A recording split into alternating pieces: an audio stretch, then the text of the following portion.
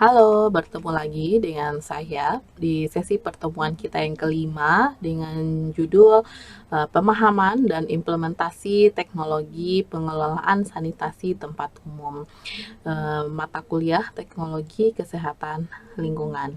Dengan saya kembali lagi Feza Asteria, saya adalah dosen prodi Kesehatan Masyarakat Fakultas Ilmu Kesehatan.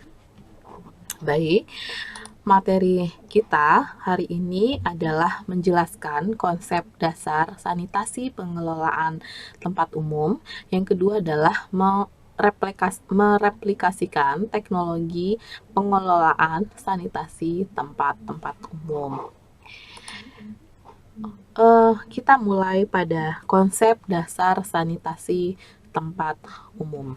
Ya, apa itu sanitasi tempat umum? Kalau kita berbicara tentang sanitasi tempat umum, mengacu pada serangkaian tindakan dan praktik yang dirancang untuk menjaga kebersihan, kesehatan, dan keamanan lingkungan di tempat-tempat yang sering kita kunjungi atau dikunjungi oleh banyak orang.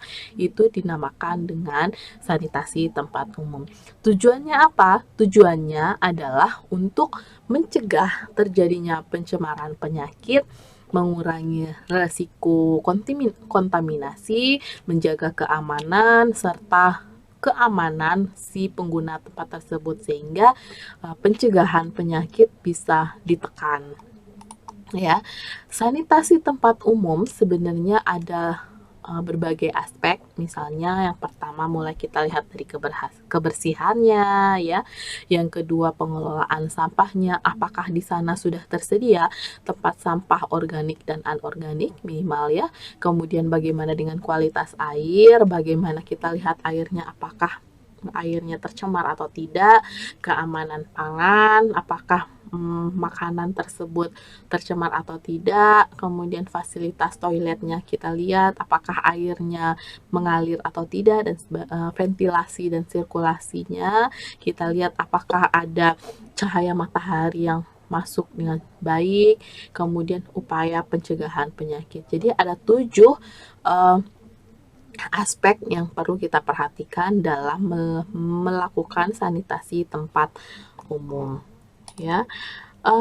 Apa pentingnya yang dilakukan atau pentingnya sanitasi tempat umum? Yang pertama adalah untuk pencegahan penyakit menular. Ya, yang kedua, pencegahan penyakit menular ini dilakukan seperti mungkin teman-teman bisa lihat ya pada zaman kita COVID dulu ya. Jadi harus cuci tangan, ya, melakukan sanitizer dan sebagainya. Tujuannya adalah apa? Agar penyakit tersebut tidak menular. Yang kedua adalah peningkatan kesehatan masyarakat. Peningkatan kesehatan masyarakat ini dilakukan dengan tujuannya adalah agar kualitas hidup masyarakat itu lebih baik. Yang ketiga, peningkatan kualitas air sehingga air yang diperoleh bersih ya. Yang keempat, meningkatkan kualitas lingkungan. Jadi untuk faktor atau hewan-hewan yang ada di sekitar lingkungannya tidak menyebar dengan cepat atau misalnya bisa ditekan tuh angka untuk faktornya.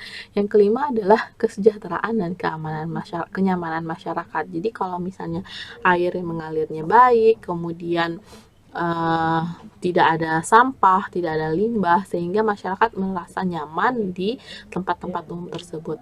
Kemudian mendorong pariwisata dan pertumbuhan ekonomi sehingga wisatawan bisa aman, lancar gitu ya, tidak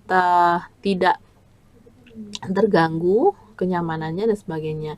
Yang ketujuh adalah kepatuhan terhadap regulasi, dan yang terakhir adalah perlindungan terhadap kelompok-kelompok yang rentan, misalnya lansia, anak-anak dan sebagainya.